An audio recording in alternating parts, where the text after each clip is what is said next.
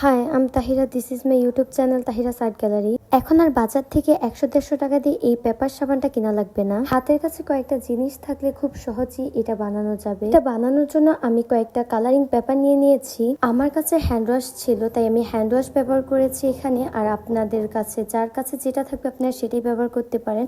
আপনার চাইলে শ্যাম্পু ব্যবহার করতে পারেন, আবার হ্যান্ড ওয়াশও ব্যবহার করতে পারেন। দেন আমি পেপারগুলোর উপরে হ্যান্ড ওয়াশ দিয়ে ভালোভাবে ব্রাশ করে নিচ্ছিলাম।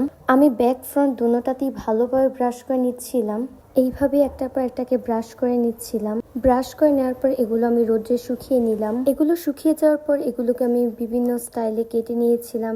আমি যখন এগুলো দোকানে দেখি এবং আমি দাম জিজ্ঞাসা করি, তখন তারা আমাকে বলে ছোটটা 100 টাকা, বড়টা 150 টাকা। তখন আমি ভাবছিলাম যে এগুলো দোকান থেকে 100-150 টাকা দিয়ে কেন কিনবো, বাসায় তো বানানো যায়। তাই আমি এটা ট্রাই করি। অ্যান্ড আমি এখানে বিভিন্ন স্টাইলে কাটি, লাভ শেপ, তারপর বিভিন্ন ছোট ছোট স্টাইলে আমি এগুলোকে ছোট ছোট করে বিভিন্ন শেপে আমি এগুলো কেটে নিয়েছিলাম। তারপর এগুলোকে আমি একটা কৌটার ভিতর ঢুকিয়ে রেখে দিয়েছিলাম। আর এগুলো আপনারা যে কোনো জায়গায় নিয়ে যেতে পারেন, যে কোনো কাজে ব্যবহার করতে পারেন। তারপর আমি আমার হাতে কয়েকটা নিয়ে এর উপরে পানি দিয়ে ভালোভাবে হাতটা ধুয়ে নিচ্ছিলাম।